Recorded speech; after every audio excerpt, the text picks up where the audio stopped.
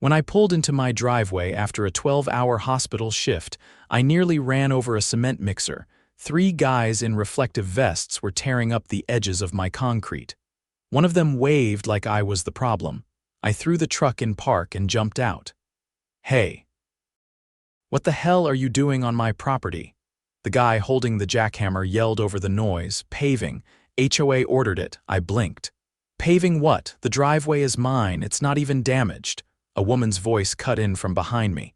"Adam, you should be thanking us." I turned around slowly. There she was, Barbara O'Doyle, the HOA president from hell. Mid-50s, platinum blonde bob, and a clipboard glued to her hand like it was an extension of her soul. "You don't have permission to do this," I said, pointing at the torn-up edge of my perfectly fine driveway. Barbara sniffed.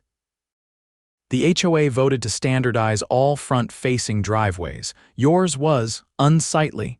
"It's my private property," I snapped. "My driveway isn't even shared." She flipped a page on the clipboard.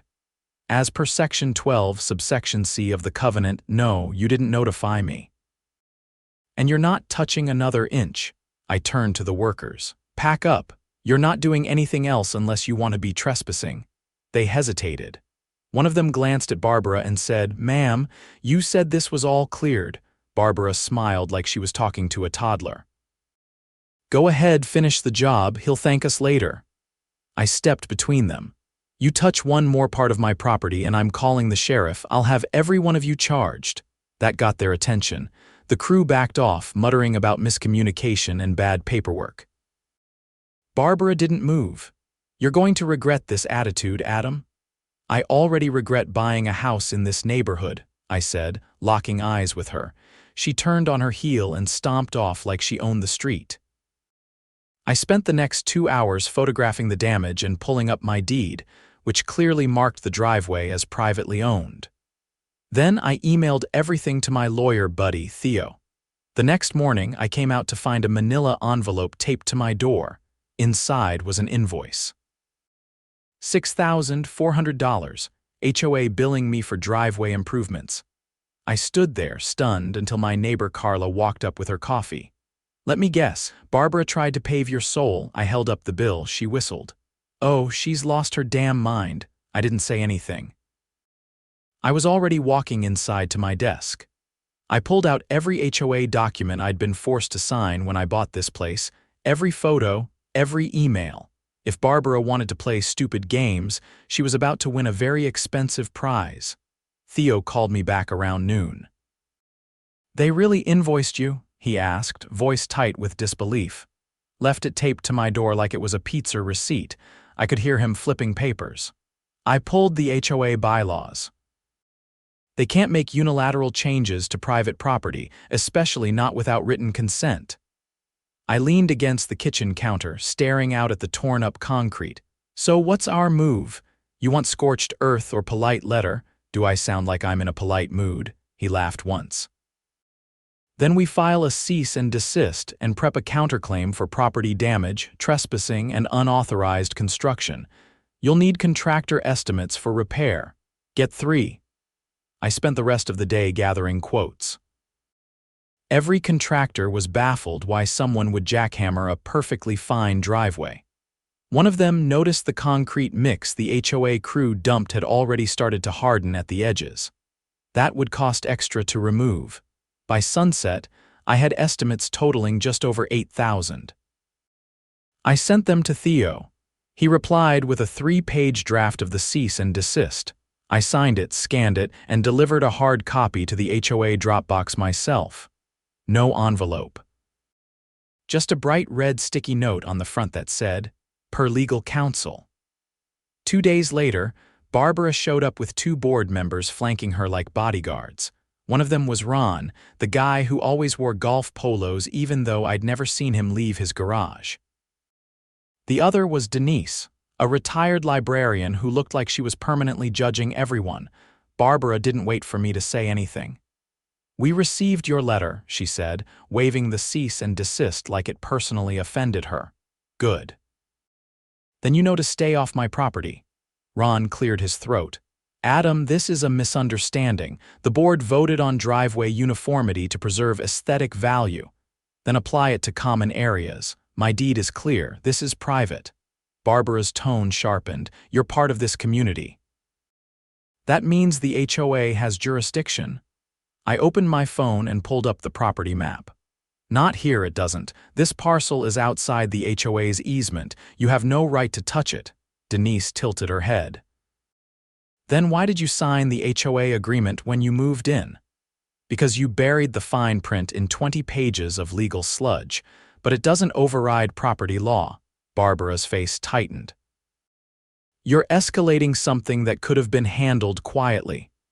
You sent construction to my home without permission, vandalized my property, then tried to bill me for it. That's not quiet, that's criminal. Ron raised his hands.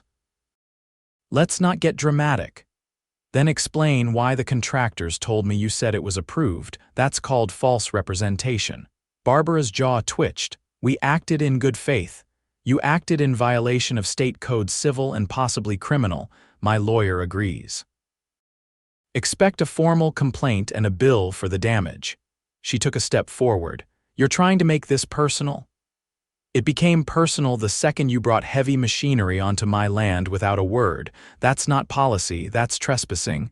They didn't respond. Just stood there like they were waiting for me to back down. I didn't. Eventually, Barbara turned around without another word. Ron followed, looking like he'd rather be anywhere else. Denise gave me a long stare before walking off.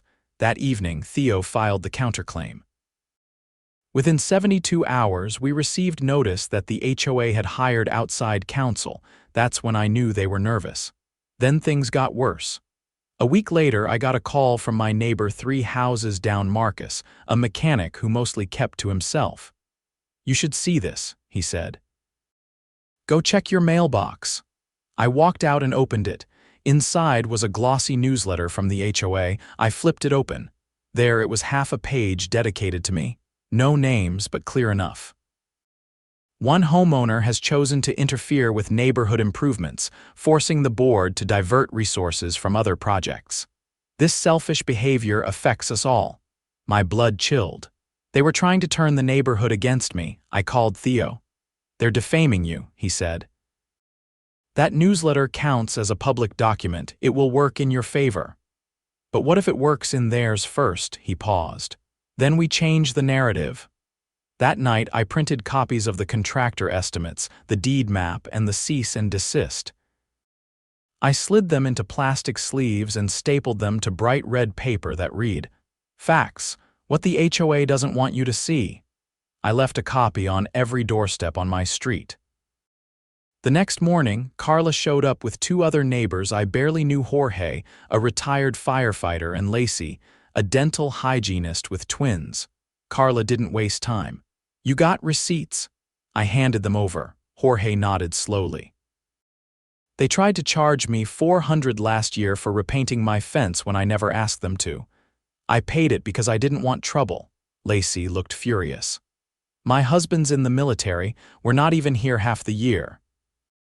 They fined us for overgrown shrubs while we were deployed. I pointed to the printouts. It's a pattern, and now they're weaponizing the newsletter. Carla folded her arms. Then we fight back. HOA board elections are in 3 months. Let's make some noise. I didn't expect what happened next. Within a week, a dozen neighbors had joined. We called ourselves the Easement Group. Theo helped us file a formal complaint with the state HOA Oversight Board. Jorge drafted a petition to recall the current board. Carla started knocking on doors. Then came the knock I wasn't expecting.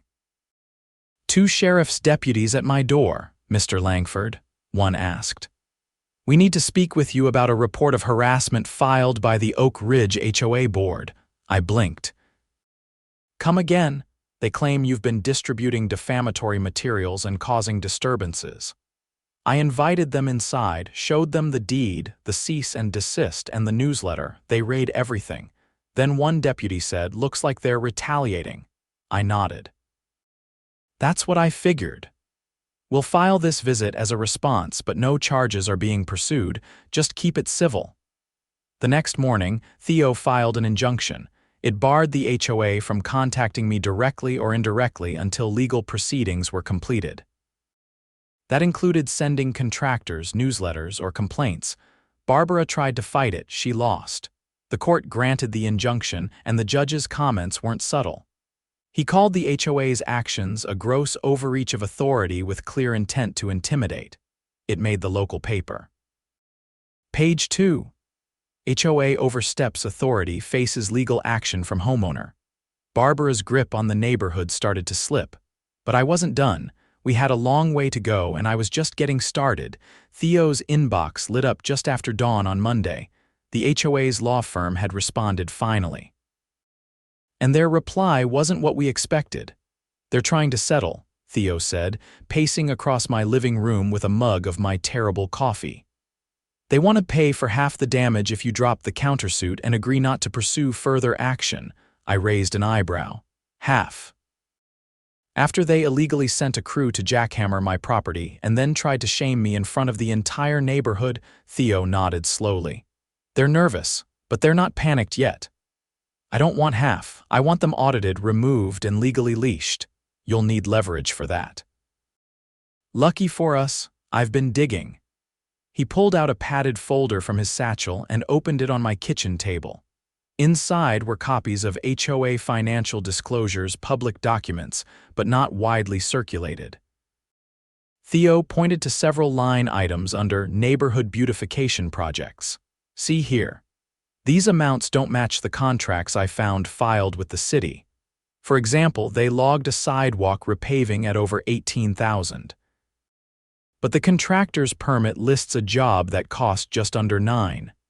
So they're inflating expenses.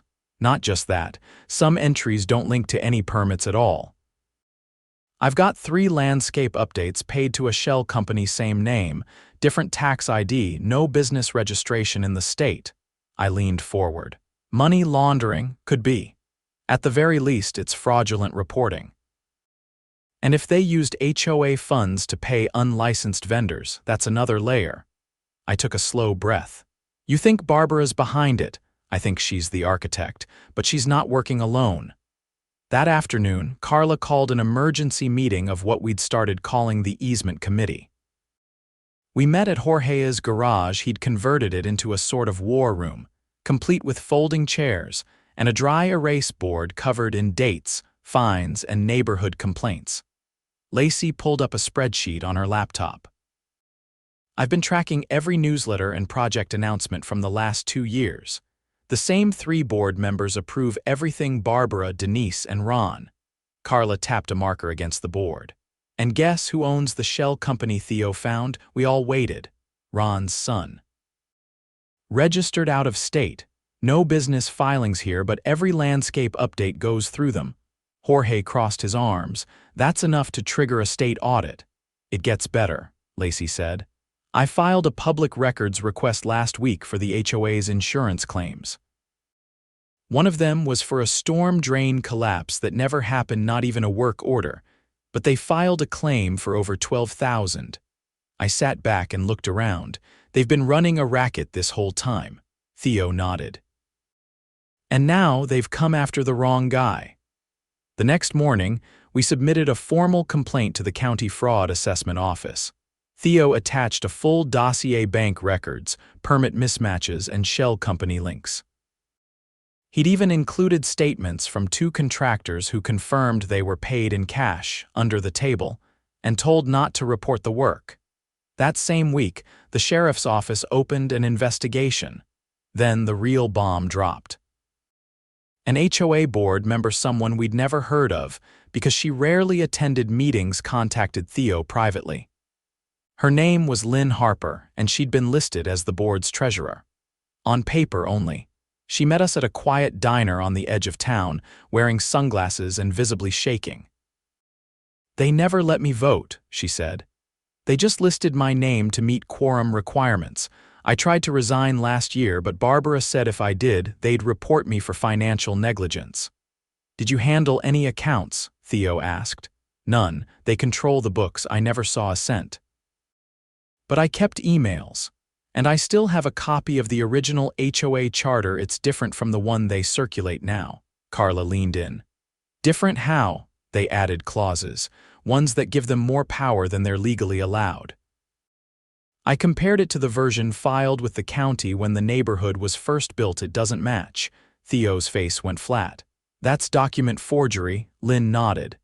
And I think they've been intercepting ballots during board elections. How? I asked. They switched to mail in only 2 years ago. Said it was to make things easier. But all ballots go to a P.O. box that only Barbara has keys to. That night, Theo filed a supplemental affidavit with the sheriff's office and the county district attorney. Forgery, ballot tampering, fraud, misuse of funds. It was a list long enough to make a judge's head spin. 2 days later, the sheriff's office returned with warrants. They raided the HOA office located in a strip mall across from a dry cleaner. Computers were seized, filing cabinets hauled away. Barbara was escorted out in handcuffs, her clipboard left behind on the reception desk like a dropped sword. News vans showed up within the hour. The headline ran across every local channel. HOA president arrested in fraud investigation, community demands reform. Neighbors poured into the street that night. It wasn't a party, but it felt close. People brought out lawn chairs, coolers, even a Bluetooth speaker. Carla handed out printed copies of the petition to dissolve the current board entirely and hold a special election under county supervision. The turnout was overwhelming. Lacey approached me with a clipboard full of signatures. You just broke the dam, Adam. People were scared. Not anymore. Jorge lit one of his giant citronella tiki torches and stuck it in the middle of his yard. We're cleaning house. Over the next 2 weeks, investigators confirmed nearly $30,000 in misappropriated funds. The shell company Ron's son owned was shut down. Denise lawyered up. Ron disappeared, his house went dark, mailbox stuffed full for days. The county issued a temporary injunction freezing all HOA financial activity. A special administrator was appointed to review every transaction from the last 5 years. Theo filed a motion to dismiss the HOA's original claim against me. It passed without objection, then he filed for damages. We went to civil court in early spring. I brought a folder of repair receipts, contractor statements, and photographic evidence. The judge didn't even let the defense finish. The HOA was ordered to pay full restitution, plus court costs and a public apology. I declined the apology. Instead, I asked that the funds be redirected to a neighborhood improvement fund, one that would be managed by a newly elected, publicly accountable committee. And it passed. The easement committee became the new governing body after a full community vote.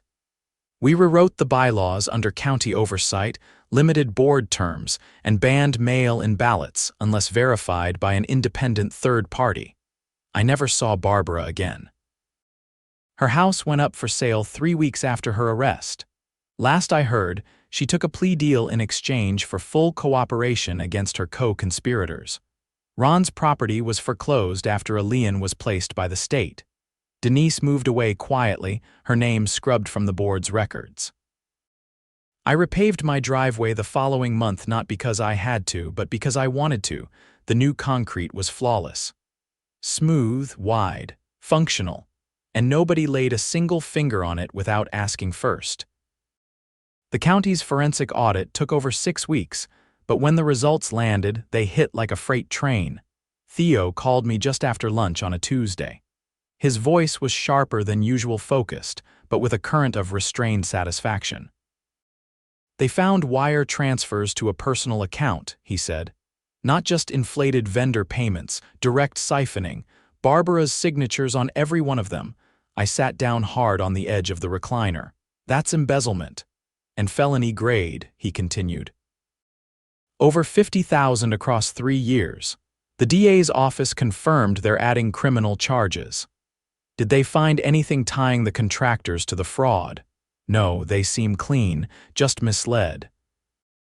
But the paper trail shows Barbara authorized the paving job on your driveway as a cover, trying to funnel HOA funds into that shell company before the audit caught up. I ran a hand through my hair. So she used my property as a laundering front. Exactly. She needed a reason to move a large payment quickly, and your driveway was convenient. They never expected you to fight it. I stood and walked to the front window. The neighborhood looked the same as it had a month ago: quiet, trimmed lawns, kids on scooters, but everything had changed. There was no more second-guessing who had power. That illusion had shattered. Is she being rearrested? I asked. She never left custody, Theo said. She took a deal for the fraud charges, but this is new territory. The DA's filing for a revised indictment, and this time the bond conditions are going to change. That evening, I attended the first public forum held under the new oversight committee. It was in the community center, a building I'd never bothered to step into before the whole mess began. Now it was packed: residents in folding chairs, standing in the back, leaning against walls. Carla stood at the front with a microphone. There was no podium, no pretense, just people speaking directly to each other. We've all been affected, she said, some more than others. But tonight, we start restoring trust. That means full transparency, starting with the audit report. Lacey stepped up next and laid out the breakdown: misused funds, falsified invoices, forged ballots. Each point landed with a collective exhale from the crowd. A man in the back raised his hand. What happens to the people who paid those fake fines? Do they get refunds? Theo, seated near the front, stood. That's already in motion. The administrator is reviewing every claim. Verified overcharges will be repaid from the HOA's reserve fund. And if that runs dry, the county will pursue restitution directly from the responsible parties. Another hand went up. What about the homes that got liens placed on them because of those fines? That's being handled through the local court, said Theo. Petitions are being filed to reverse every lien tied to unverified charges. It's going to take time, but they're all being addressed. I didn't speak during the meeting. I didn't need to. People knew what had happened. They knew how it started. And they knew it wasn't just about a driveway anymore. It was about whether they had a voice, or whether they were just subject to whoever held the gavel. After the meeting, Jorge caught up with me in the parking lot. He looked tired but relieved. You notice how quiet it is lately? He asked. No nastagrams in the mailbox, no random compliance threats. It's peaceful, I nodded. Feels earned. He leaned against the bed of my truck. I never thought a driveway would spark all this. Neither did I said, but I'm glad it did. He gave a quiet laugh. You gonna run for committee chair next term? Not a chance. I've had my fill of politics. Good, he said, because I am. A week later, the sheriff's office released an official statement. Barbara had been indicted on 5 separate charges: embezzlement, forgery, fraud, criminal impersonation, and conspiracy to commit financial misconduct. Ron and Denise were both implicated as co-conspirators. The evidence included forged ballots, altered bank records, and emails coordinating the shell company's false invoicing. The community center hosted a second forum, this time in celebration. Neighbors who had never spoken to each other were sharing stories: small acts of resistance, fines they'd quietly ignored, things they'd suspected but never had the proof to confront. I spent most of the evening near the back, just watching. Carla passed me a soda and leaned against the wall beside me. You know, she said, I almost sold my house last year because of Barbara. I glanced at her. Why didn't you? My mom told me not to let bullies win. I raised my can. Smart woman. She is. The special election was held 2 weeks later, monitored by a third-party service hired by the county. Paper ballots only, counted publicly at the community center with volunteers from outside the neighborhood. Carla was elected chair. Jorge took the vice seat. Lacey was voted treasurer by a landslide. Lynn Harper, the former treasurer who had come forward, was appointed as community liaison, a role created specifically to ensure no future board could operate in the dark again. The HOA's charter was revised under county supervision to match the original deed filings. Several clauses were struck entirely, including the one that had allowed the board to levy arbitrary fines without external review. From now on, any property alteration required homeowner consent, with legal protections baked into the bylaws. As for me, I finally got around to finishing the gravel path along the side of my house. No notices, no clipboard lady hovering, just me, a shovel, and a wheelbarrow. One afternoon, while I was laying down the last few pavers, a city inspector pulled up and stepped out with a folder in hand. "You Adam Langford?" he asked. "Depends. Are you here to fine me or thank me?" He laughed. "Neither. Just here to confirm that the HOA claims for municipal reimbursements have officially been reversed. You're completely cleared. They won't see a dime." I nodded slowly. "Appreciate that," he paused. "You know, I've been doing this for almost 20 years. I've never seen a neighborhood flip its leadership that fast without blood on the sidewalk." "Guess we got lucky," I said. "No," he replied. "You got organized." When he drove off, I stood for a while in the quiet. The driveway was still pristine. Not a single crack. The new sealant shimmered slightly in the sun. I'd kept the original paving invoice, framed and mounted in my garage not out of pride, but as a reminder. Power only works when people believe they don't have any. Turns out, all it takes is one person saying no, the rest